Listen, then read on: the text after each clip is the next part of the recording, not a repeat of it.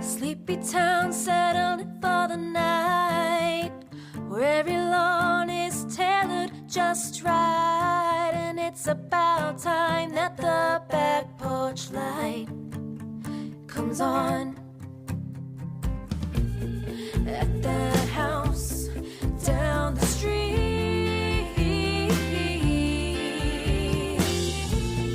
at that house on Magnolia Street. So, anyway, hey witch, hey. Hey, Witch, hey. I'm Christina, I'm Justina. Welcome to Magnolia Street. your one and only musically inspired practical magic fandom podcast.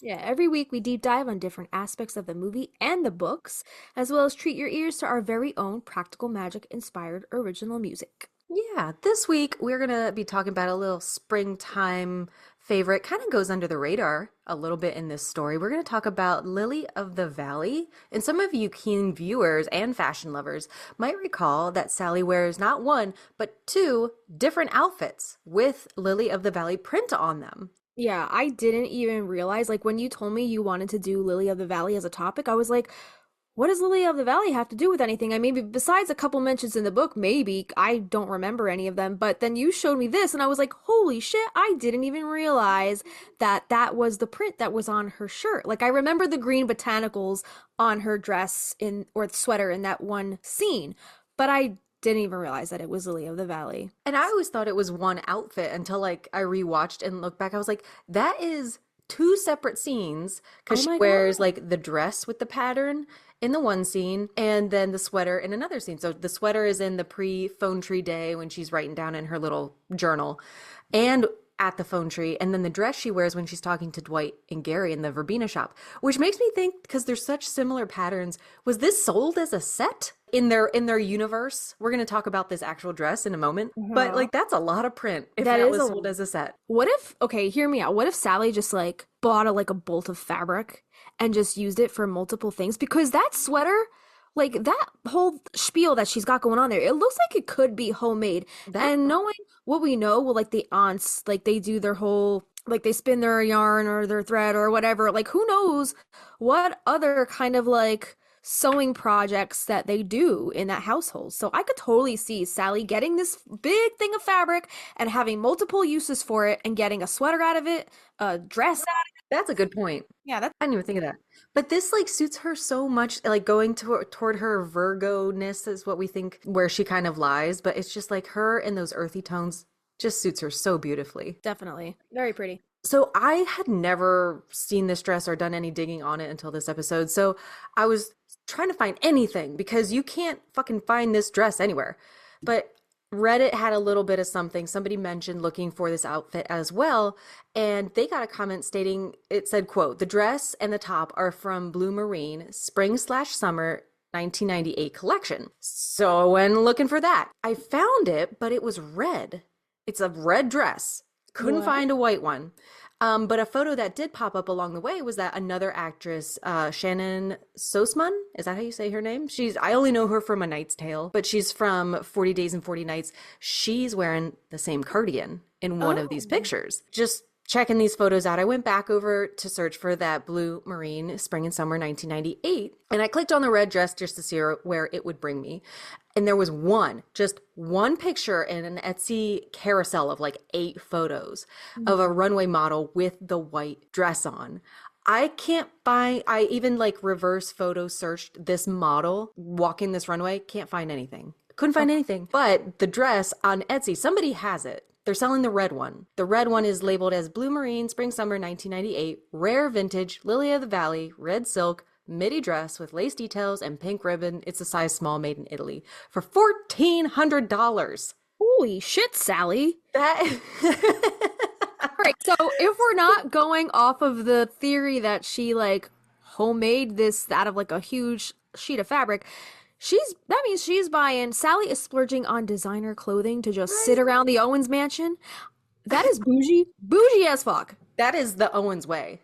But that would be, I love that theory that she made it because it looks like it could be made that way. Yeah, at first I wasn't convinced that this was the actual dress because like in the pictures we see, you can't really see a lot of the details, and 1998, the film, is It's not great, Yeah. but like you can tell that under the bust line, there's like a little green bow that's woven in and out. And I was kind of going off of that. I don't even remember seeing like the ruffliness because it comes to like your shin. It's like a shin length dress, midi dress. When she's walking after Gary and she's like folding her little cardigan over her body and she's walking at him. I couldn't even remember seeing if those ruffles were there, but I'm pretty sure they were there. This dress, okay, so $1,454.14 on Etsy.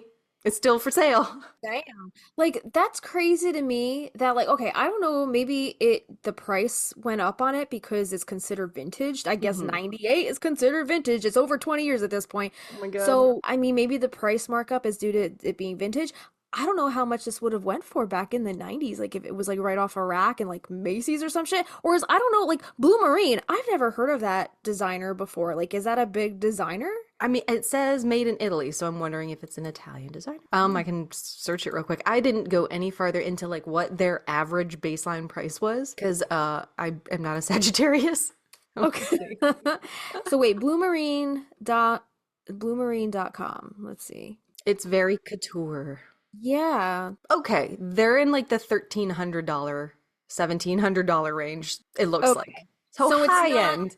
all right, so it is high end. It's not just due to it being vintage. It is actually a high end clothing line. Yes, Okay. Sally. Yeah. Damn. Okay, so this description on Google says Blue Marine is an Italian brand that combines Y2K opulence. Oh my That's what God. it says. It's an oxymoron. How do you put Y2K and opulence in the same sentence? I don't know. That's Hilarious. awesome. The Y2K opulence, Italian craftsmanship, and a modern perspective. The brand is known for its romantic, hyper-feminine aesthetic, which that Sally dress is very beautiful and romantic, hyper-feminine, Mhm. and is stocked internationally. Blue Marine clothing is characterized by short skirts, slinky tops, bedazzled details, and color mixes like ice blues mixed with burgundies, peaches, and creams. Anna Molinari and her late husband, Giampaolo Tarabini, founded Blue Marine in 1977 in the town of Capri in the province of Modena. The name was inspired by the couple's favorite color and their love of the sea. In 2019, Nicola Brognano took over as a creative director, and his vision reflects the symbols of femininity he saw in his childhood. Recent collections have included butterfly motifs, dollar bill prints, and body glitter. Oh my God. And Blue Marine fosters freedom, frivolity, spontaneity, and exudes confidence, lightheartedness, irreverence, joie de vivre, trueness, and irony. I'm putting my opinion out there. These dresses look kind of like the dresses I saw at prom. The cuts and the shapes. It's Right, right. very Nice. I graduated in 2007. Yeah, they're like some of them are kind of have that like Greek goddess kind of toga feel to them with the little Hmm. over the shoulder sling and Hmm. very loose fitting bodice. But some of these are yeah, very I don't want to say dated, but Very Y2K. yeah, definitely. That price point is out of my budget, but that dress is beautiful. And if there was ever like a remake, I would definitely wear it. Yeah, if y'all can find that on the interwebs, it's vintage, so But apart from like Lily of the Valley being May's birth flower, along with the hawthorn flower, which we talk about the hawthorn a lot on the mhm. show, as well as it being the surname of John Hawthorne, and Nathaniel Hawthorne.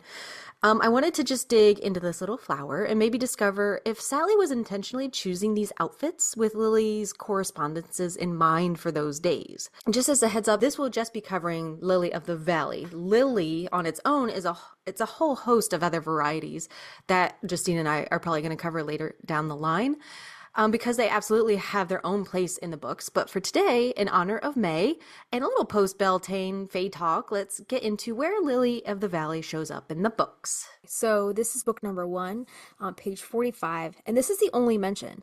So this says, for the first time in ages, Sally thought how pleasant it would be to speak again, to read bedtime stories to her daughters and recite a poem and name all the flowers that bloomed early in the season. Lily of the Valley and Jack in the Pulpit and Purple Hyacinth.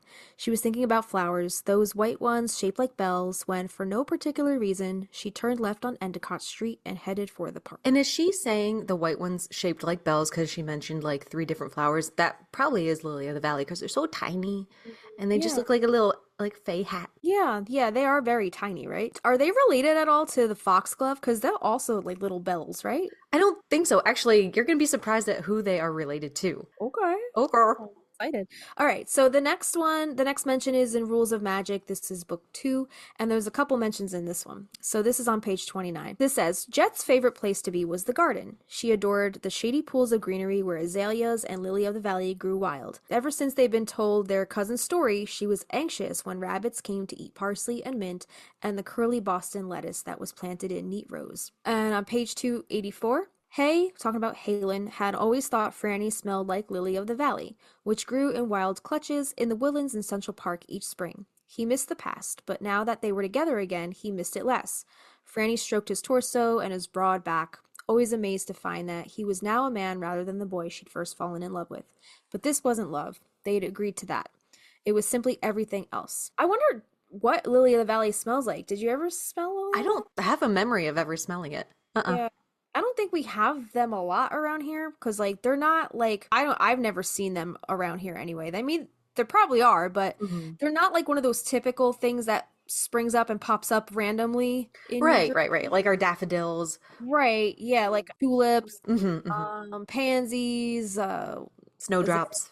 yeah, like I even snowdrops. I see crocuses Yeah, popping up here and there, but I don't think I've ever seen Lily of the Valley in the wild. me either. Right, so now we're moving on to magic lessons, and this is only one mention in this book on page 172, and this is Maria's story.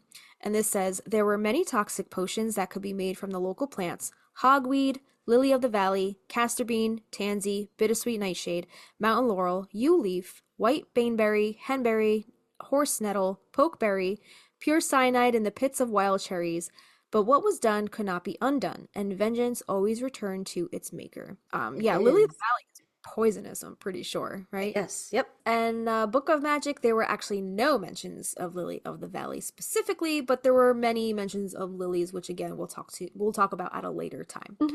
That's about it for the books, I right? know.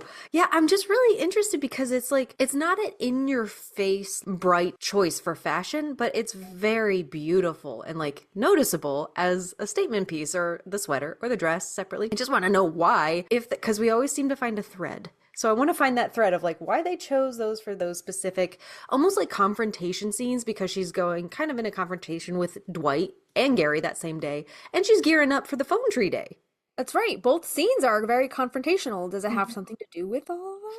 So, Lily of the Valley, Convallaria majalis. That's a pretty cool Latin name. It's sometimes written Lily of the Valley, and it is a woodland flowering plant with a sweetly scented, pendant, bell-shaped white flower. And they're born in sprays, I guess like little clusters pop up from the ground in the spring. It is native throughout the cool, temperate northern hemisphere in Asia and in Europe. I guess that's why we don't really see it around here in the US, maybe? They are native to us also, but I guess just nowhere south of the equator. Other names include Maybelle's, Our Lady's Tears, Jacob's Ladder, and Mary's Tears. Its French name, how do you say that? Muguet. Muguet? Muguet? Muguet, meaning little musk, sometimes appears in the names of perfumes, imitating the flower scent. In pre-modern England, the plant was known as glovewort, as it was a wort used to create a salve for sore hands. Or Apollinaris, according to a legend that it was discovered by Apollo, which we'll touch on a little later on. The scientific name Majalis or Myalis means belonging to May. It is classified as part of the Asparagiaceae family, like the asparagus? Yes, Oh, ma'am. shit. Okay. All right. So yeah, it's related to the asparagus and technically not in the lily family at all. So it is the flower of May. I wonder, does asparagus flower or like pop up in May as well? Like, is it I don't know about where you guys are. Ours comes up a little earlier, like early? end of March, April. Yeah, end of March through April, and then it kind of is like done. Okay. Yeah, it's All earlier right. Cool. season veggie. In 1560, the King of France, Charles IX, and his mother, Catherine de' Medici, visited the Drôme region. According to legend, a man named Louis de Gerard gave the king fresh lily of the valley blooms from his personal garden. King Charles adored the sweet scent of these blooms so much that he took them with him on all his outings from then on. He began offering lily of the valley to the ladies in his court during the spring when they started to bloom. This tradition spread throughout the country, and lily of the valley became a symbol of good luck throughout the country. That all well and good, but like every good story, there's always two sides. Oh, Another version of the story tells of Catherine de' Medici and and Louis. Legend has it Catherine sent Louis on a secret mission. Upon his return, as a sign of his success, he gave a bouquet of lily of the valley to King Charles. Now, we're going to take you way back when, all the way to the 6th century. So let's set the scene, shall we? 6th century, a forest in West Sussex, England, the blood of French saint and martyr known as Saint Leonard. So Saint Leonard's valiant battle with a dragon, while ending in victory, it also ended with the French saint's blood spattering and seeping into the supple ground below. It's believed that God made white lily of the valley blooms sprout from the ground wherever the victorious saint's blood was shed. And to this very day, the floor of Saint Leonard's forest is thickly covered in these beautiful blooms. Ooh, So that that's must be really interesting. pretty. Yeah, but that's interesting that the blood made white flowers bloom. So it has Right. red flowers, you know? Right? I've Like seen some plot roses. holes with those folks who follow the saints Yeah. folklore. Yeah, like why not roses, you know? Yeah, or poppies. Or poppy, right, or poppies. Yeah. Or something red. Do you know if they're considered like a weed? Like you know how like dandelions just pop up or like violets just pop up? Like they're a meadow flower, right? Right. I am not sure. I don't know if they can like reseed themselves, if they're invasive. We're gonna find out. Again, I've never seen one in the wild. Me either. I'm just wondering if they're like a meadow flower. Like, do they pop up in clumps or like like not bushes? Like you know how Clusters. yeah, clusters. Like you know how crocuses just like pop up Yeah. randomly.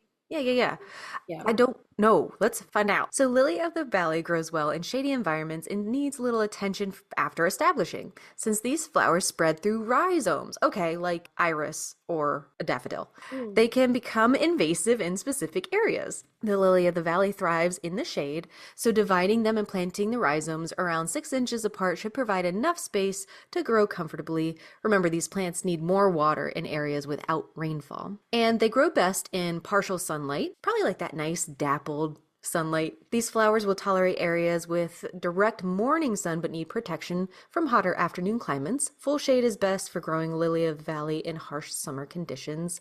They tolerate relatively any soil conditions as long as it has good drainage and is rich with organic material. And these flowers can grow in clay soil as well. They need more water when establishing, but after, the soil should remain moist and not soggy. Use your finger to tell if the soil is dry during extended drought periods or sweltering weather. Dry soil can hinder lily of the valley's growth, so just keep that in mind. Lily of the valley grows best in the upper and middle south with mild conditions and average humidity, preferably between 60 and 70 degrees.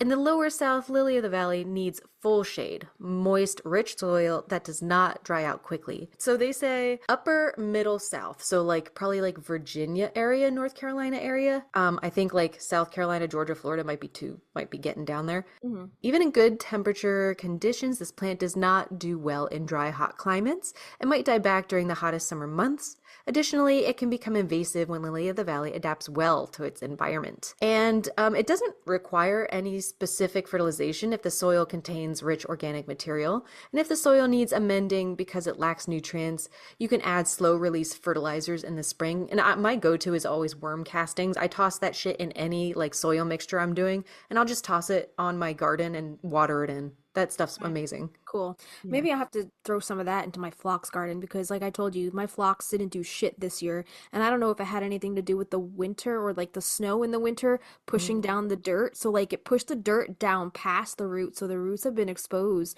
So I guess they're just like not getting enough nutrients for them to have Mm. flowered. Like, they didn't die. Like, the greenery is still green. They just didn't flower. So I think they're just Oh, lacking in the nutrients because they're not getting the roots aren't in the soil to get all those nutrients from the yeah. soil, I'm guessing. Yeah, try the worm castings, and then they also sell like fish oils and stuff like that. You can just mix with your watering can that work really well. If you're trying to like go organic and not use like Miracle Grow. Yeah. Yeah. Yeah, we'll see. I'm gonna try a couple things out. So let's talk about some uses of the lily of the valley. So in 1956, the French firm Dior produced a fragrance simulating lily of the valley, which was Christian Dior's favorite flower. Diorissimo. That's his actual name? Cute. Or or I guess oh no, that was the fragrance, I guess. Oh. Diorissimo was designed by Edmund Rudnitska. Although it has been since reformulated, it is considered a classic because no natural aromatic extract can be produced from lily of the valley. Its scent must be recreated synthetically. While Diarissimo originally achieved this with hydroxycitronellol, the European Chemicals Agency now considers it a skin sensitizer and its use has been restricted. Other perfumes imitating or based on the flower include Henry Roberts' Muguet de Bois in 1936 and Penhaligon's Lily of the Valley in 1976 and Olivia Giacobetti's En Passant in 2000. There's a bit, I guess, a few different perfumes floating around throughout the years that have had this, I guess, synthetic recreation of this flower because, like it says, no natural aromatic extract can be produced from this flower, which is weird, right? Can you imagine having that sense of smell, being able to like, and then bloop bloop bloop, replicate that shit? That's like chemicals. Those painters that you see on TikTok that can like color match things exactly. Like it's an art, right? Amazing. It is It's amazing. insane. Right. So Catherine Middleton, by the way, what's going on with her? Have you like I think she's missing. She was missing. Now she's think like, what the fuck's going on? I don't know. I can't say it out loud because like the Illuminati's gonna come behead me. Listen, the only thing I will say is those royals are fucking batshit. That's all I'll say. They're here. Shit crazy. So Lily of the Valley has been used in weddings and off-season can be very expensive. Lily of the Valley was featured in the bridal bouquet at the wedding of Prince William and Catherine Middleton. It was also the flower chosen by Princess Grace of Monaco to be featured in her bridal bouquet. I guess it's a royalty thing? Like, I don't know. My question is, what would you want to be princess of? Because like Monaco sounds like pretty dope. Yeah. That sounds, or like Switzerland, or like Morocco. Like, where would you want to be princess of? I don't know. Like somewhere real or somewhere like fictional, like Middle Earth or something. Oh, good one. Actually, that's a really good one. Yeah. Okay. Or what the fuck is it called? Where the Narnia, like someplace like that. Princess of Narnia. Okay. That'd be fucking sick. Yeah. Nerd. Yeah. Or the what was the place in the labyrinth? No, not the labyrinth. Never Ending Story. Oh, the Nothing? That's actually pretty dope. Princess of the Nothing. Yeah, that is pretty metal. But wasn't there like a name for the empire? Yeah, that was like at the top of that really flat, skinny place. I don't remember what it was. I don't either. Yeah, something like that. So anyway, Good talk. Talk about a fucking side quest. Two ADHD folks trying to have a conversation. Woo! Good times.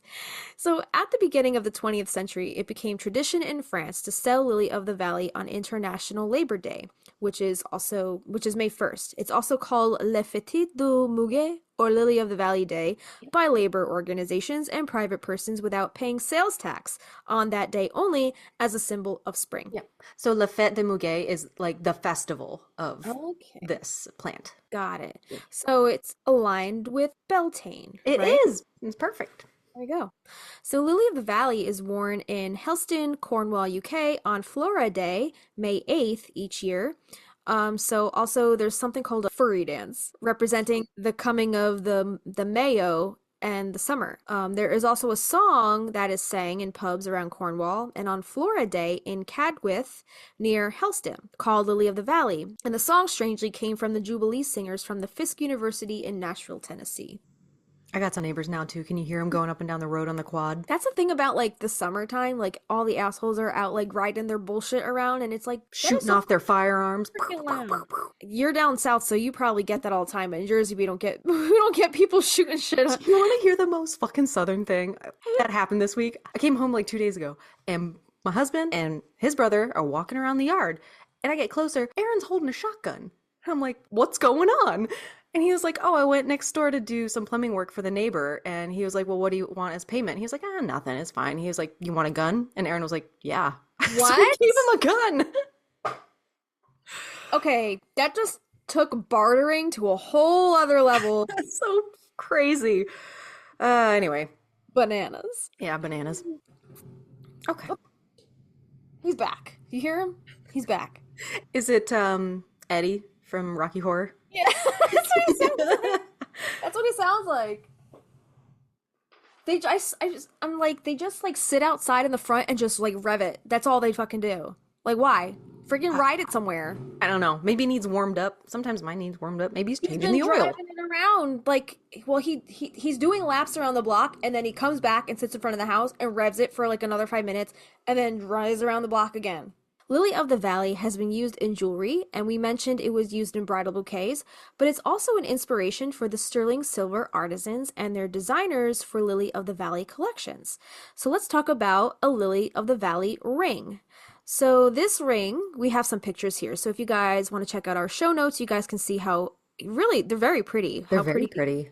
Yeah. And it looks like they're made of like, I don't know, maybe copper or something like, or not copper, some kind of malleable material that they can bend to Yes. fit around your finger. So this ring picture, it pictures a natural white crystal petal that surrounds a gold stigma, silver or gold stem that curls itself around your finger.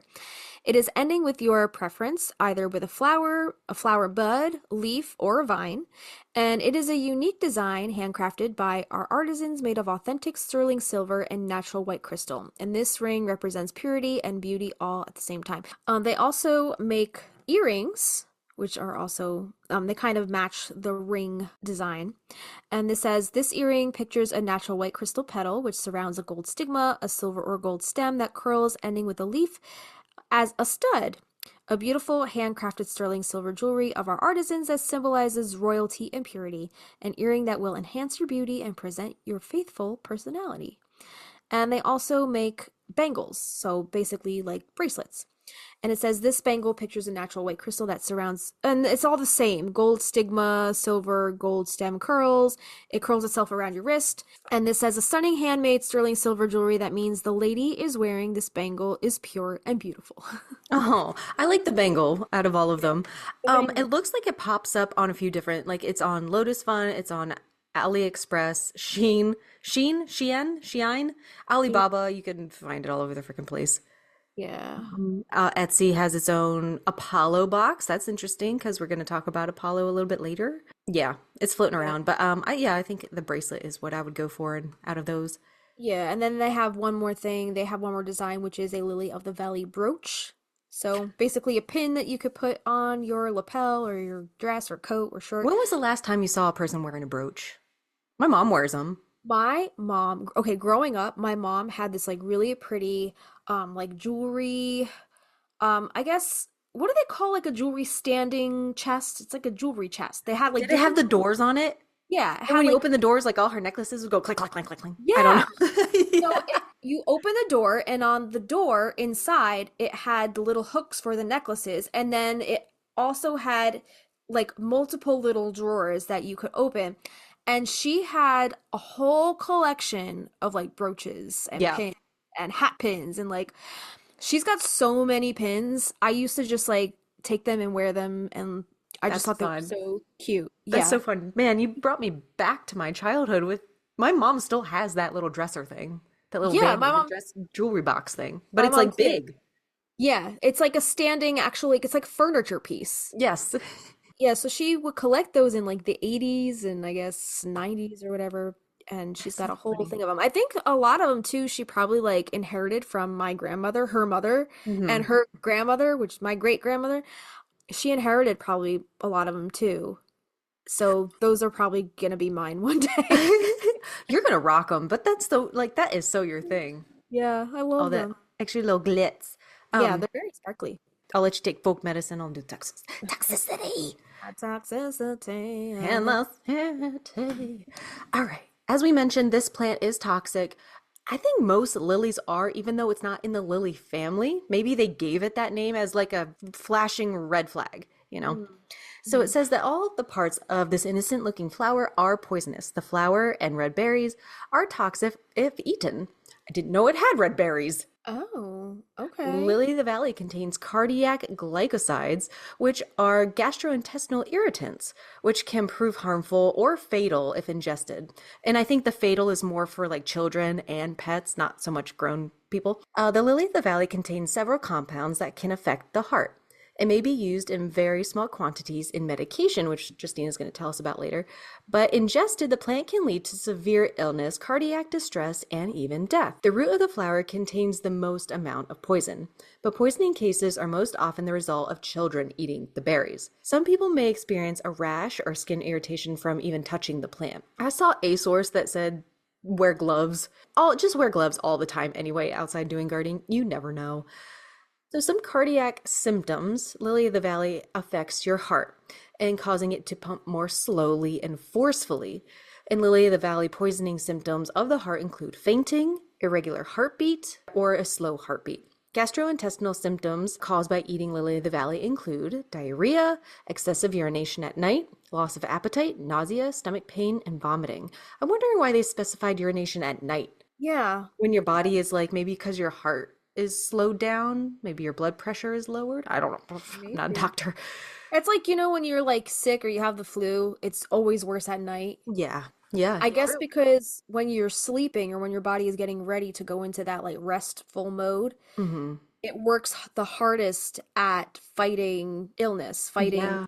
bacteria, disease, whatever, infection, So fighting it's infection. trying to like expel that Maybe. infection. That's what I'm guessing. We're so smart. Context clues. I don't know. I'm no doctor. Consult a doctor. Consult our disclaimer. Lily of the Valley also affects the nervous system. If you eat lily of the valley, you may experience confusion, depression, disorientation, drowsiness, lethargy, headache, or overall weakness.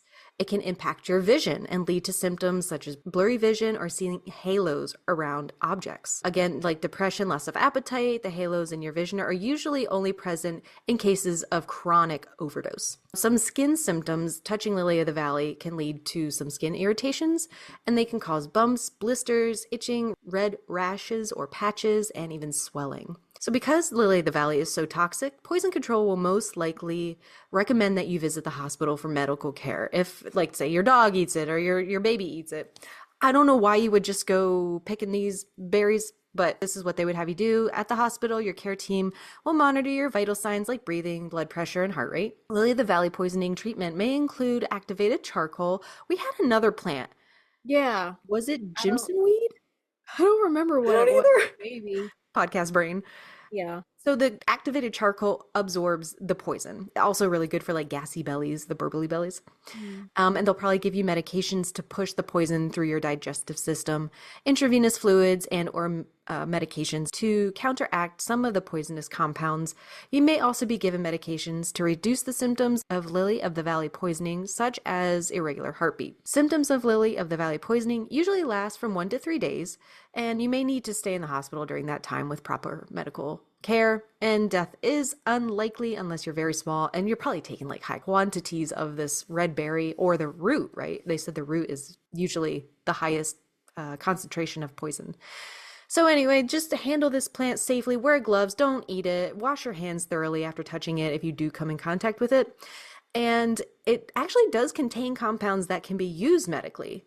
One compound is convolatoxin, and it can be used to help treat certain heart problems. Most convolatoxins used in medication is made in a lab, though, and not from the plant. But this was used at one time, I guess, for certain things, and Justine is going to take us down the folk medicine history road. All right, let's go down that rabbit hole. So again, we are just the messengers. Consult your doctors, and our disclaimer before using any herbal remedies.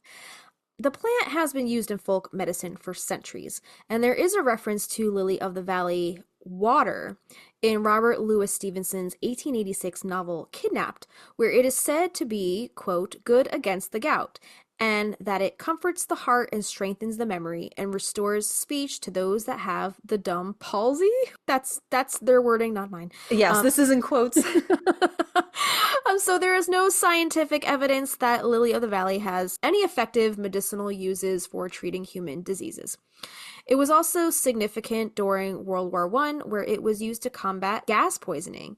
It was used in attempts to also cure epilepsy, heart disorders, and skin burns. In Western herbal medicine and homeopathy, lily of the valley, or Convallaria majalis, is applied for ailments of the heart, specifically for weak heartbeats and heart failure. However, dose matters as this seemingly sweet plant can be very toxic to the heart in larger doses.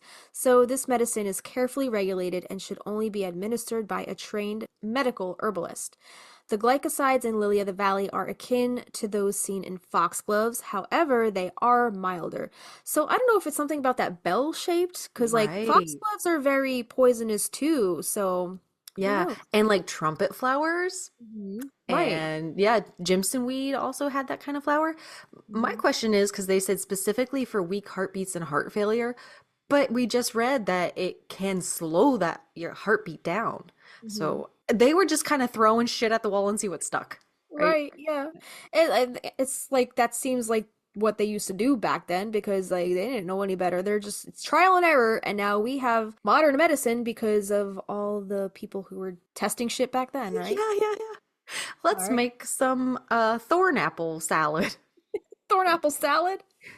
Oh yeah, that's right. The Yes. Jimson weed, like they all just like shat their pants, right? Just trip balls for what? Was it like 3 days? A couple days, yeah. That's guys, go listen to our thorn apple episode. That shit was bananas. It's a good episode. So, in Eastern herbal medicine, lily of the valley or ling lan is also used to strengthen and support the heart, as well as promote urination. Oh, because it's a diuretic. Hmm. And also prevents infection. It is mentioned that medicine from lily of the valley will soften any deposits that disrupt arteries, joints, and muscles. Lily of the valley was also traditionally used to support the brain. Nicholas Culpeper, that guy again, Our boy. English botanist and herbalist, mentions that it can help with memory, and when distilled in wine, it can restore speech. All parts of the flowering lily of the valley plant are medicinal. However, the rhizome, root, and dried flowers are the parts most frequently made into medicine. It is often prescribed with other heart supporting herbs such as hawthorn and motherwort. The berries of the lily of the valley are toxic even in small doses, so please leave them be. It's kind of like the what's that berry that I was telling you I made the ink from? The Pokeberry? pokeberry, yeah. Pokeberry? Hmm. Pokeberry. Pokeberries are also very poisonous, like the seeds, Yeah. very poisonous. So, We're just gonna dip right into folklore because this was so heavily tied. It's such a little fey flower to me. yeah. So we're just gonna dive right into the folklore right now. And there's a lot. This plant is ruled by air, the element of air. This delicate little blossom is said to foster communication, phone tree day, improve memory, and promote peace and mental stability. So that Right. could be directing toward her meetings and Gary and Dwight, as far as Sally's outfit is concerned. But for modern witches, the lily of the valley can be a valuable ally in spell work and ritual. Its sweet floral fragrance can help to alleviate the mind and open the pathways to higher consciousness. It is also said to attract fairies and other ethereal beings, making it a perfect addition to any fairy garden or altar. So at the beginning of the 20th century, Justina told us about the French and it being sold on May 1st as a symbol of the spring season or for La Fête des Muguets. Lily of the Valleys were gifted all over to loved ones. And I think I also saw like as a symbol of like, we're going to have a good harvest season. So, blooming this time of the year, it makes a traditional appearance on Beltane altars and as offerings. It's actually the national flower of Finland. We're going to talk more about Finland lore later on. It's a symbol of purity, joy, love, serenity, happiness, motherhood, luck, and sincerity. Interesting that motherhood was thrown in there. This stems from their bell-like shape. Many believe that these little bells can call on good spirits or deliver good fortune to those who receive them. Some even believe these blooms can communicate with the outside world. Spooky!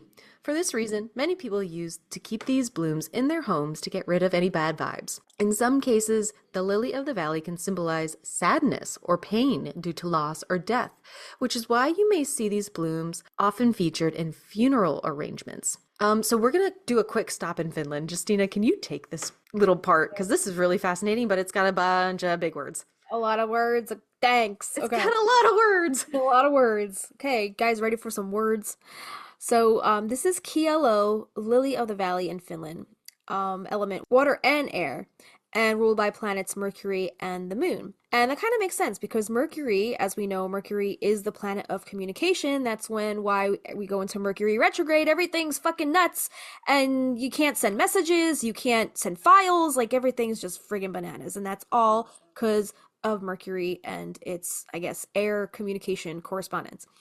So, for those of you who do not speak Finnish, the Finnish language does not include prepositions such as in, the, or on, which can make these flower name translations sound a bit strange for those who are not used to it. Yeah, so Lily of the Valley protects the spellcaster from the evil eye and keeps unwanted suitors away.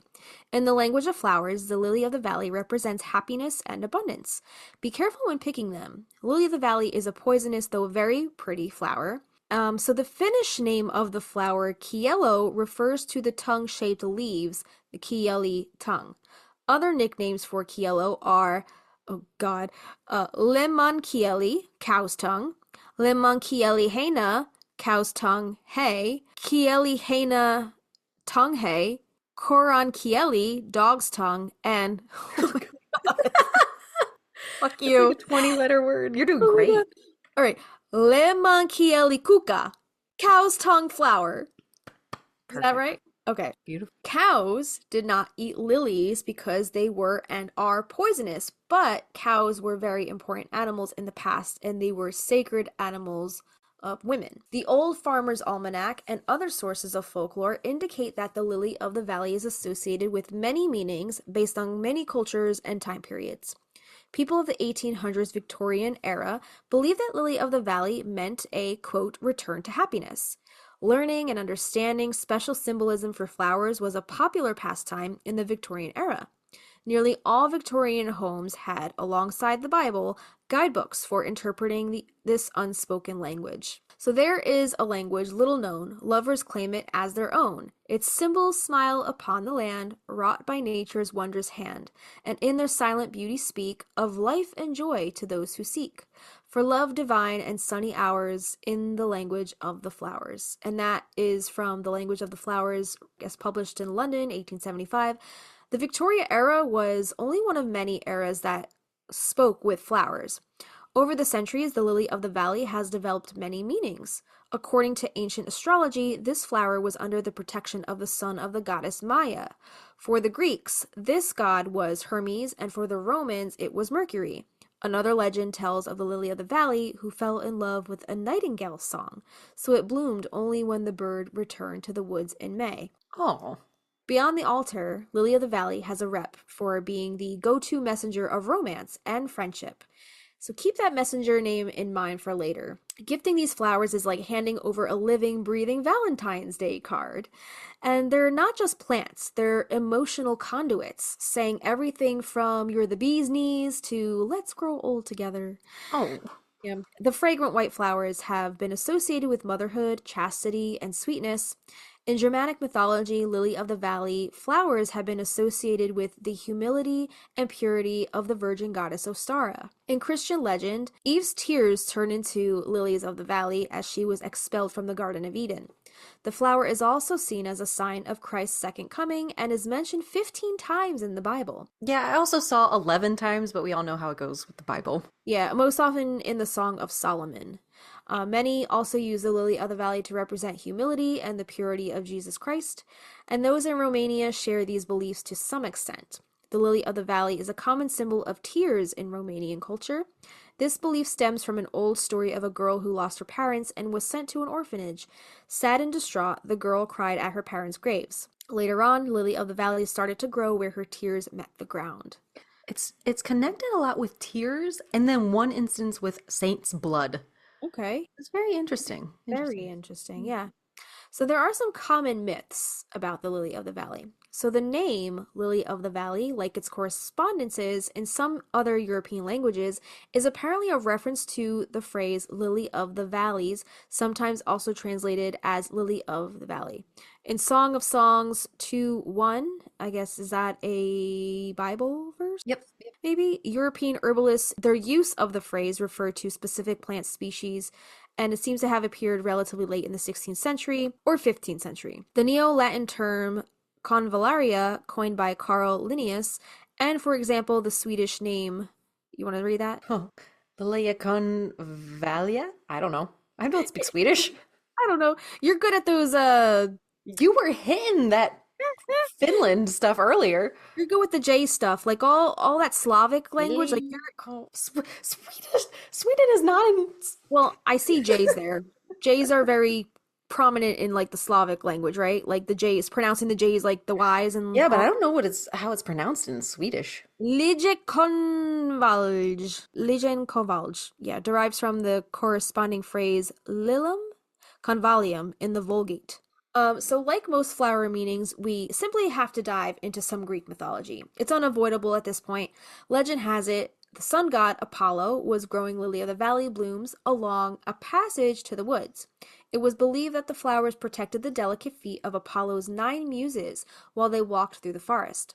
Because of this, lily of the valley also symbolizes delicacy and kindness. In other Greek mythology, the lily of the valley is associated with the goddess Artemis, who is said to have created the flower from the tears of the nymph Echo.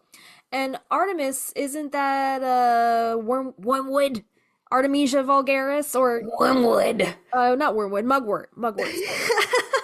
Mugwort We spice. also talked about Echo quite recently also because we were like she had to say her what she heard over and over. She couldn't say anything else. And we were like, "Oh, like an echo." Was that the daffodil episode? I don't remember what It episode. might have been because we were talking about Asphodel Uh-huh. and yeah, the underworld. Could have Yeah. been. So, based on other ancient astrology, the flower was under the protection of the sun goddess Maya, which we mentioned before.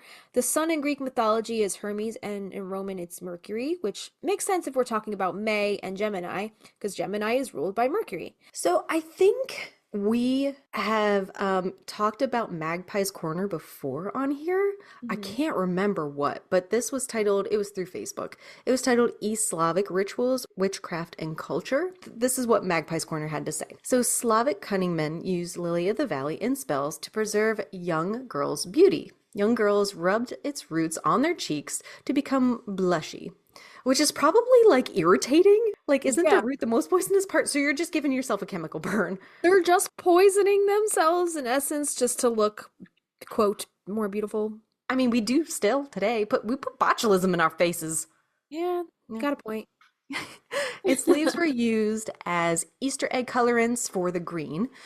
Tinctures of lily of the valley, often combined with valerian, motherwort, and hawthorn, help treat heart disease. Water distilled with lily of the valley flowers is very useful in eye diseases. It is used just like rose water and applied to the eyes. Potions made from lily of the valley were used to treat epilepsy, eye drops, remove drowsiness. An infusion of a certain kind of lily of the valley called Solomon's seal is good for face wash. And that's interesting because we read that it's mentioned so many times in the Bible, most frequently in the Solomon's story part. In Slavic legends, Lily of the Valley has been associated with women's tears spilling out of love. A Christian legend tells of Mother Mary crying about her deceased son, Jesus. Where her tears fell, Lily of the Valley grew. Ukrainians believe that these flowers grew where a girl spilled her tears crying about her love not returning from a distant journey. According to an ancient Russian legend, no one other than Sadko, the legendary merchant and skillful musician, became the reason of Lily of the Valley's appearance.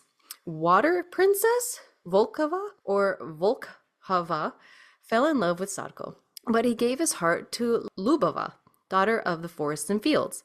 Sad Volkova came out on land and started crying, and her tears turned into Lily of the Valleys. Again, tears, a symbol of pure and unrequited love. Lily of the Valley is a charm of loyalty and purity, but in the wrong hands, it may be used to make two people split up.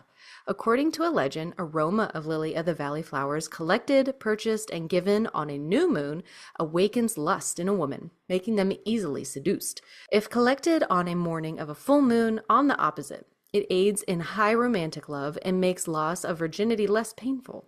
It is believed that a man becomes gentler and a woman becomes more passionate if they place a bouquet of lily of the valley collected on a waxing moon near their bed. An old pre-reformed Christian legend tells that God originally wanted to breathe life into Virgin Mary so that she would conceive. But the devil recommended, okay, oh shit, where'd the devil come from? But What? the devil recommended him, I guess God, to hide a sprig of basil and lily of the valley under his clothes overnight, and in the morning give it to the Holy Virgin. And God followed this advice. So he did the little sneaky sneak, and then the angel had to come and be like, "You're pregnant." She's like, "The fuck?" The angel was like Jerry Springer. He was like, Yeah. God, you are not the father. From this legend, we could see that sprigs of basil and lily of the valley, kept at the body overnight, were believed to help the couple conceive. Crowns of lily of the valley and forget-me-nots adorned heads for those celebrating Trinity and Whitsuntide. Whitsun or Whitsunday is the name used in Britain and other countries among Anglicans and Methodists for the Christian holy days of Pentecost. It falls on the seventh Sunday after Easter and commemorates the descent of the Holy Spirit upon Christ's disciples as described in Acts 2. In England, it took on some characteristics of Beltane, which originated from the pagan celebration of Summer's Day and the beginning of summer's half of the year in Europe. Lily of the valley berries, if used by a poorly trained or newbie sorcerer, may make him the victim of other worldly creatures desiring to take over one's will. Experienced cunning man or woman may use them for contact with the spirit world. Seeing lily of the valley in dreams means innocence of your partner in any relationship. You ever have those dreams where your husband's like cheated on you and you wake up and you're pissed all day? Yeah. You're mad at him. He's like, what did I do? And you're You know like, what you did. and you're like, you trifling in my sleep. You be tripping, boo. Dreaming of a dry lily of the valley means that you demand too much of life and people, and this causes you to become irritable and frustrated. In Magick, Lily of the Valley is also recommended to those seeking to improve memory and intellectual abilities. Lily of the Valley, obtained on May 1st, brings happiness to one keeping it. In spellcraft, Lily of the Valley becomes a charm for good luck, happiness, and success. A folk name of Lily of the Valley is Molodilo, youth herb. It is best collected at sunrise after dew dries out around the full moon, although the moon phase here varies depending on your magical goal. June 1st is a traditional day to harvest lily of the valley flowers. Leaves are collected before the plant starts blooming. Lily of the valley is a sacred plant of Jiva. This plant is poisonous and should not be ingested without proper knowledge. This says Sincerely Yours Magpie, aka Olga Stanton. I want to learn about Jiva. I've never heard of her. And by the way, I just bought a Slavic folklore book, which I can't wait to rip into. So maybe she's in there. Interesting. Before we touch on that, I wanted to go back to the mention of the forget-me-nots because earlier when you were reading this, it was saying that the Lily of the Valley had a lot to do with tears and that part where the water princess started crying and her tears turned into Lily of the Valley because of unrequited love. It made me think of the forget-me-nots, and then you actually read the forget-me-not, and I was like, what was that legend that I was thinking of? So the legend of the forget-me-not comes from a medieval story about a knight who died trying to pick flowers for his lover. While walking along the river with his lady, the knight bent down to pick a blue flower, but his armor made him lose his balance, and he fell into the water. Oh And my bef- God. yeah, it's fucked up. And before he drowned, he threw the flower to his lady and shouted, "Forget-me-not." Oh And my that's how the God. flower got its name. That Damn, is so dark. isn't it? So Wow. like Lily of the Valleys and Forget-me-nots, they're kind of like they're a little emo. Yeah, they They're are a little emo. little emo flowers. Anyway, Who knew? okay, so Jiva, the origins and history. So this is a So, Slavic goddess? yes, I wanted to talk about this because the writer of Magpie wrote that Lily of the Valley is sacred to Jiva. And I was like, Mhm. who's that? So I went down that little hole. Rabbit hole. Okay, so they trace back to ancient Slavic cultures where she emerged as a revered deity associated with life, fertility, and the natural world. Through the ages, her worship evolved, adapting to various regional and cultural nuances. Understanding the historical context surrounding Jiva provides valuable insights into her mythological development. So, some of the roles and symbolism of Jiva in Slavic mythology. She embodies a multitude of roles and symbolic representations within Slavic mythology, known as the goddess of life. She presides over the cycle of birth, growth, and renewal. Additionally, Jiva symbolizes fertility, abundance, and the nurturing aspects of nature. Her depiction often intertwines with mythical creatures, celestial bodies, and natural elements, underscoring her connections to the divine and the earthly realm. Green, representing fertility and growth, is another significant color associated with Jiva, emphasizing her connection with the earth and the emergence of life. These colors, when used in rituals and artistic representation, further enhance the spiritual significance of Jiva and evoke a sense of renewal and vitality. That's interesting because used as a dye, it will give that green color we learned Mhm. a little earlier. That's cool. Yeah. And it also reminds me, it goes back to the outfit that Sally was wearing in her Verbena apothecary shop. Very green, very earthy. Definitely gives me those Sally vibes. So throughout history, artists have sought to capture the essence of Jiva in various forms of artistic expression. Sculptures carved in her honor embody her grace and serve as tangible reminders of her power. These artistic representations and icons provide a visual medium through which individuals can connect with the spiritual energy embodied by Jiva. Understanding these visual aids in comprehending the encompassing power and significance of the Slavic goddess of life. Honoring the Slavic goddess Jiva entails a rich tapestry of worship, traditions, and beliefs that have been passed down through generations. So, before we move on from our myths here, Christina stumbled across another Slavic tale in which the writer was just on fire. This guy, this is word for word. This is Biomund Authority on the Wattpad.com. Okay. I was just giggling throughout this whole thing. So go ahead. Oh, God. Okay. Do we need music behind this? Sure. So Nav, the Slavic version of heaven, was the venue for the wedding of Perun, chief god of war, and Dodola, goddess of rain. Aw, but sadly there's always a party pooper. The Greek had Eris, the Norse had Loki, and the Slavs had Veles. Now Veles is an ass in his own right? He stole some cows, locked away in rain, but we'll go into more details about him later. Veles was envious of the pair. Veles also liked Dodola, but Perun married her. So he was like, if I can't have her, no one can. So Dodola went for a walk, and along the way she watered, whatever the fuck that means. So Veles followed her and tricked her into sniffing a lily flower. She gave birth to Yarilo as she lost consciousness, though they never really specify whether or not she's okay. And we're going to assume that she is okay because of what happened next. So Veles also kidnaps Yarilo to raise him as his own. Perun finds out and is like, fight me, Veles. That sounds like some myths are told this way. It's just like so nonchalantly, like you're recalling like a fight you saw at school or something. Come at me. Come at me, bro. Yeah, so Perun was like, come at me, bro. And then Veles and Perun then proceed to fight. And this fight lasted like 3 days and 3 nights. Are you gonna say it like you're spilling tea? Yeah, basically. Like I was at some like frat house party. Right. And these fucking chads just worked it out for 3 fucking days and 3 fucking nights. Damn.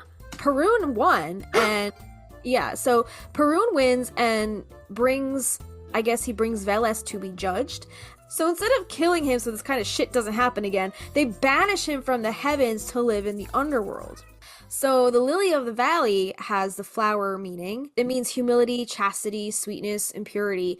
And it is also said to bring luck and love. And the irony of it is, it also means the return of happiness, which is the reason why it is often used as decorations in a wedding. And it's sort of like the whole mistletoe thing, like pretty but dangerous. Yeah, they're like Balder is a god in Norse mythology, and he was gifted by, I don't know the legend, but he could not die, but there was one thing that could kill him, and it was mistletoe, and Loki, the motherfucking ass, tricks somebody into shooting Balder with a mistletoe like dabbed arrow, and he dies. Dude. Pretty but dangerous. Gods and goddesses are fucking savage. Savage. They are so savage. We're gonna dip our toe into a little spell work. This is from Llewellyn, and this is a Lily of the Valley spell for good luck. So, buy a small handful of Lily of the Valley and place in a vase, or buy a small pot of the plant and then plant it outside in the garden after it has bloomed. Taking your bunch or pot of Lily of the Valley in both hands, lean in close to it and whisper to the flower, "Little flower of spring, good luck this year please bring. Leaves of green, bells of white. Make sure everything is good and right." Meditate on the flowers for a while and then take them through every room of your house. If you work from home, keep the flowers on your desk where you can always see them. Throughout the workday, occasionally touching them to reactivate their scent and good luck. And go buy a lottery ticket on a Thursday and place it under the vase or pot. Oh shit. And then another little spell work from the eclecticwitchcraft.com says it's used to improve memory and mental clarity. So you can place a bouquet of fresh lily of the valley on your altar or in a sacred space. As you meditate, focus on the sweet floral fragrance of the flower and visualize a bright, clear mind. Secondly, it can foster communication and understanding. Again, Gemini, Mercury, Hermes. You can create a charm or talisman using the leaves of the flower of lily of the valley. Carry the charm with you or place it near a door or window to invite positive energy and communication into your home or workspace. And thirdly, they say it can attract love to you and heal a broken heart. Can love travel back in time and heal a broken heart? I'm surprised more Lily of the Valley was not used in that movie. Right. So it continues and it says, create a love potion using the essence of lily of the valley. Mix the essential oil of the flower with rose water and a few drops of vanilla extract and add the mixture to a spray bottle. Spray the potion around the home, focusing on your intent to attract love or heal your heart. So if you are planning on working with Lily of the Valley and you work with some deities, these are some deities that would probably appreciate Lily of the Valley as an offering. And we touched on some of these already, but just to reiterate, so we talked about Artemis, and she is the goddess of the hunt, the moon, the wilderness. And of course, we said that Lily of the Valley is connected with the moon.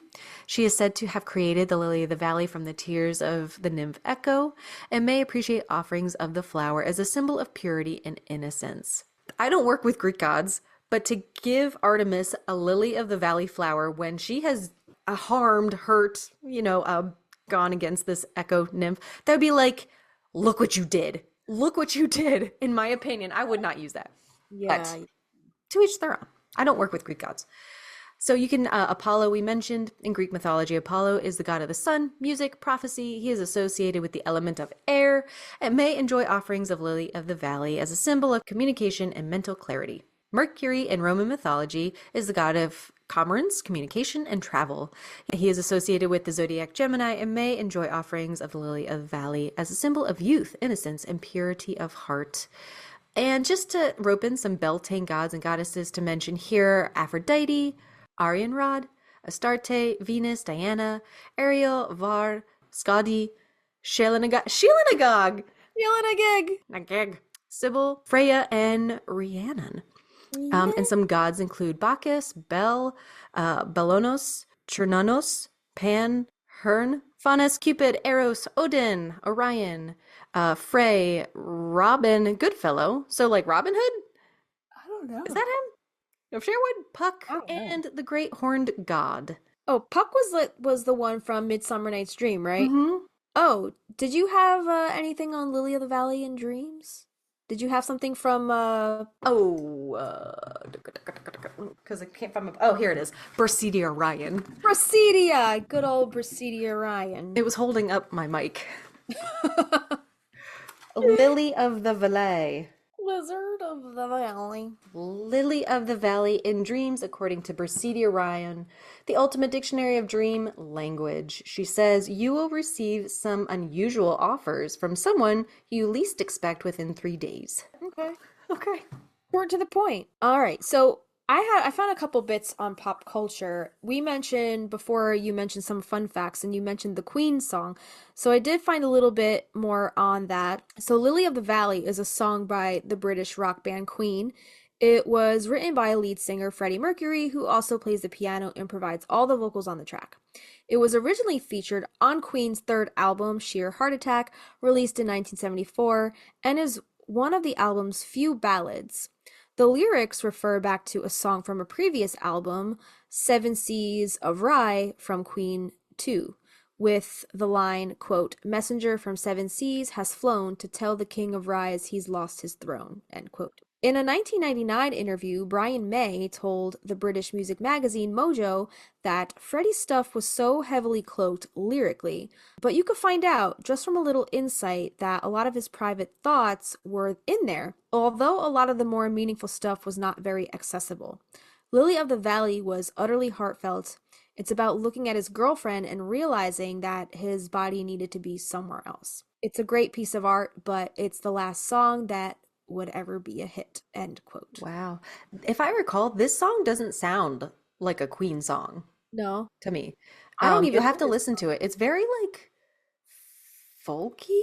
Okay. That's really sad. It's almost in It that is. unrequited love vein.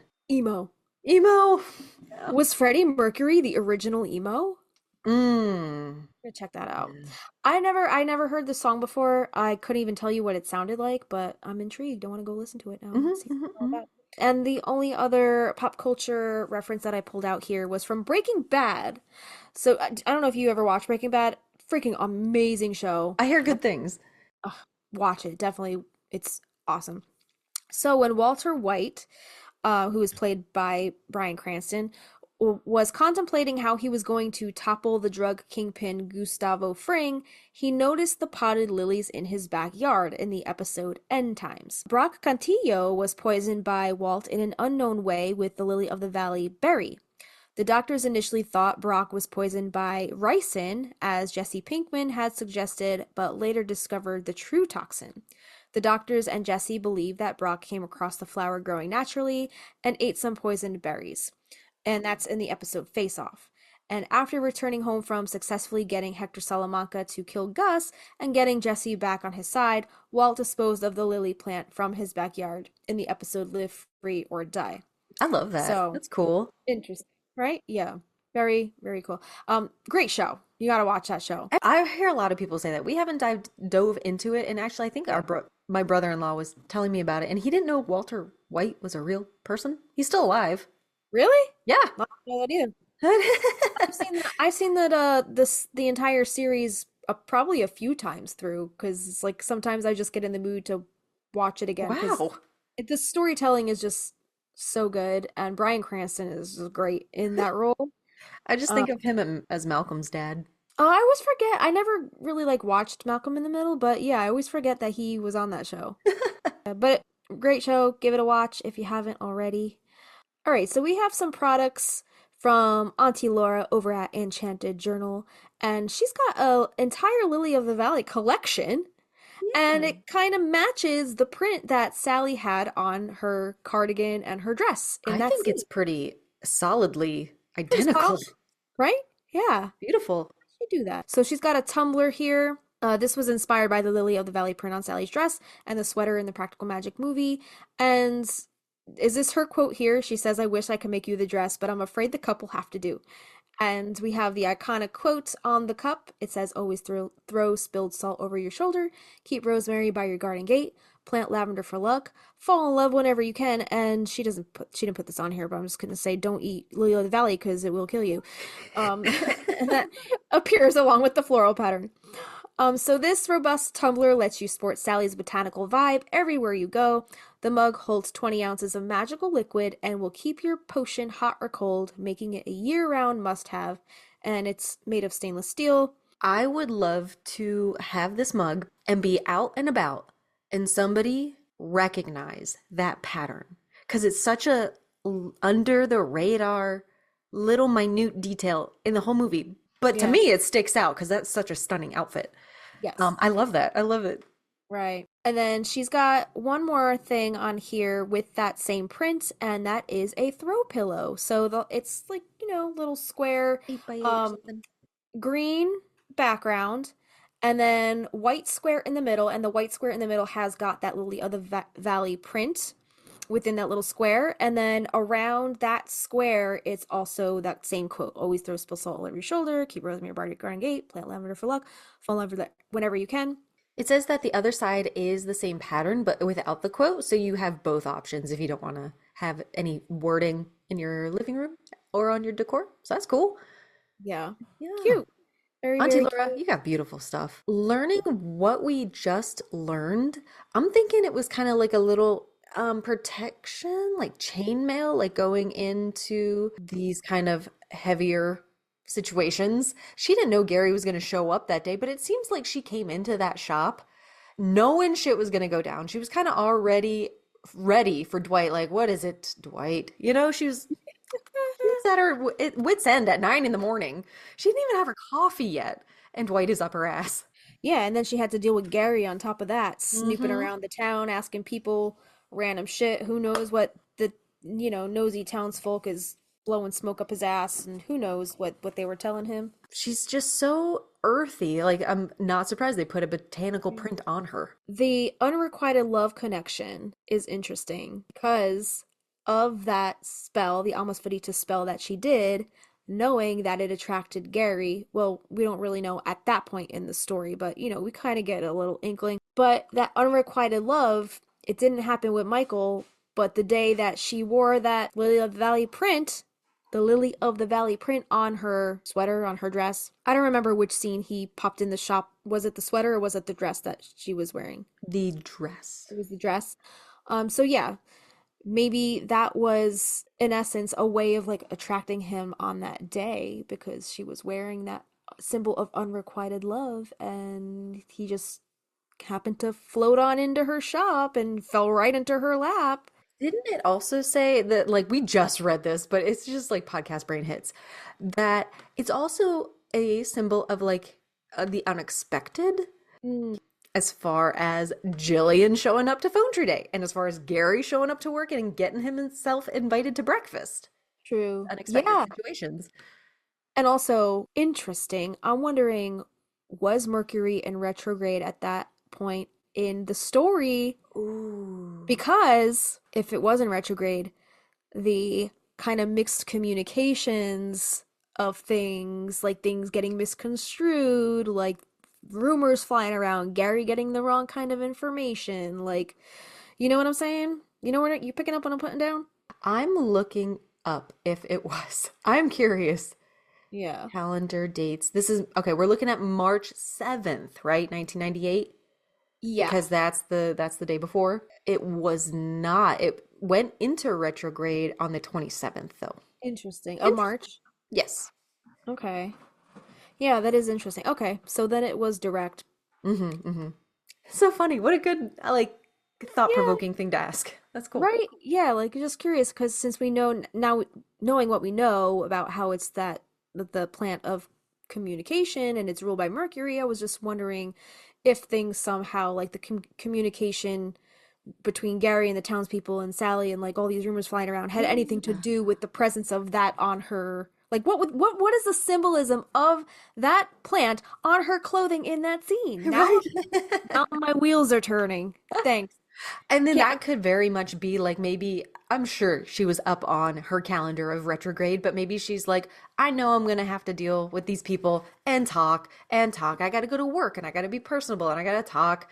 So maybe she was just feeling it out and giving herself an extra sense of the gift of gab that day. Yeah. Interesting. That definitely thought provoking. And This is a little shorty one, but she's that outfit is so cute. it is very cute. So beautiful. So we're not gonna have a break in this one then. I So don't we're think so. card pull. All right, that's fine. I mean, we can do one anyway. We don't have to have a break for one. Do you wanna? Should we I do? would love a card pull. Should we read the air element? Yeah, that would be nice. This card, the keyword on here is state of mind, and it's that pretty, the elemental symbol with the triangle with the line through it. So this says the element of air invites you to look into your thoughts. Take notice of your state of mind and don't allow your worries to get the best of you. Inspired from the Tarot Suit of Swords, air delivers its message with a sharp edge. With air comes movement and change. It is time to free your thoughts and open up your mind to possibilities.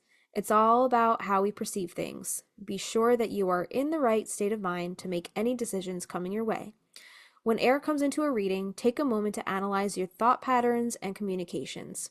Use feathers and incense to better connect with this element and the energy of this card itself. And the mantra on this card is I ride freely with the air. Yeah, yeah, yeah. Definitely Phone Tree Day was like the shaking, the stirring of the air of change. And Mhm. talking to Gary day before breakfast, that was like the little catalyst of like, oh, they didn't know it, but it was like, oh shit, this is about to rock everybody's world. Yeah. Yeah, if Jillian coming to town wasn't a shitstorm in and of itself, Gary just like tipped that scale With a over the pancake breakfast. with the pancake breakfast. And yeah, Jillian going to that phone tree, getting the townsfolk all riled up. Hmm. Yeah, it was all one big shitstorm. Well, that's all we have for you today. If you would like to support our podcast, here's how you can do that. Just a reminder, you can check out all of the sources pertaining to today's episode via our hero page. The link is in our show notes. And thanks again to our patron and Palmiers for creating this app and keeping creators like us organized. If you guys do want to support the podcast on Patreon, you can support us for as little as $1 a month. That's our seedling tier, and that gets you access to our patron-only polls where you get to weigh in on what topics you would like us to talk about next. It also gets you our monthly calendar so you can see what topics we have coming up for the month, and it also gets you a welcome shout out on the show. Our $3 Lavender Bud tier gets you our show notes for each episode in an aesthetically pleasing PDF, our after hours posts, if there's any extra tidbits or behind the scenes info pertaining to any of our episodes, we'll post those along with a blog post or extra photos, and access to our specially curated Spotify playlists. We have created playlists for our WMSR episodes as well as Production Dream playlists for each song-isode, and more. Our $5 Lilac tier gets you access to our private Facebook community where we host a monthly live stream. Plus, you'll get access to our Discord server where we host our monthly watch parties. And also on the Discord, you can join in on the discussion with other Magnolia Street neighbors via the various interesting channels and threads. And then here's the $8 Rose tier. This gets you access to extra audio visual content such as a once a month full-length video episode, unlimited bonus videos, uncut footage, cutting room floor footage, bloopers, outtakes, meditations, exclusive interviews, and old home videos from the vault, or spell or ritual videos, and more. It also gets you bonus content to coincide with our song-isodes, such as full-length demo streams of our original Practical Magic inspired music, plus lyric sheets, guitar chords, and original scratch demos, or bonus video performances of our songs and more. Lastly, we have our $15 Wisteria Vine tier. Just like a twisting wisteria vine, there's a way for you to stay connected with us, the Stinas. In this tier, we invite you to join our private Marco Polo video messaging app. The app is totally free for both Android and iOS. Sign up with your phone number or email, and we will help you do the rest. This is a great way to chat with each other in a more intimate group setting, face-to-face via video recording. We love to show each other our pets, our gardens, or anything else you'd like to share. And just a reminder that the higher the tier you sign up under, the more rewards you get, because you get all of the rewards of the tiers below it. You can upgrade or downgrade or even cancel at any time. So to support the podcast, head to patreon.com/Magnolia Street Podcast. Yeah, and there are additional ways to support us and our podcast that don't cost you any money. If you do listen on Spotify, please give us a star rating. If you listen to us on Apple Podcasts, please give us a written review. We love sharing those on our Instagram. And if you're on Instagram, we would really appreciate any reposts or blurbs about our podcast. And make sure to tag us at Magnolia Street Podcast in your feed, posts, stories, and share us with your Practical Magic loving friends. Yeah, we got some merch for you guys on our Teespring, and you can find that link over in our Instagram bio, as well as all our other links. And if you guys have been following along with us for the past couple months, you know we have some music coming your way. We're putting the finishing touches on our first studio album with Plaid Dog, so we're really excited about that. So keep a look out on our Instagram for all updates in real time, any news we have on that. We'll try to get to you guys as soon as we get them. Right now, we're kind of at a little bit of a standstill, right? Just kind of waiting for mixes and, waiting to see what else our tracks might need and all that stuff. Visit that $8 tier over on Patreon for all of the behind the scenes music stuff. We're uploading raw footage from the studio and other little tidbits about Plaid Dog that we've experienced. So just check that out there. I can't wait to share these songs. I know. I'm chomping at the bit. Oh, they're so good. They're so good. Okay, so hopefully we're able to share our reactions to these songs. Just, I think you saw me react to it, or at least I recorded myself. I did not have as big of a reaction the very first time listening to it. I was very, very focused. I was listening to our All Hallows Eve song, and then I played it for my mom on a Marco Polo, and I was about sobbing. And then I played it on the way into work, and I was like, I cannot cry on the way to work. It's just different. You're right. It's something different about playing your music in your car on the way to your job, which makes your money. Yeah. It was like, I can't believe this.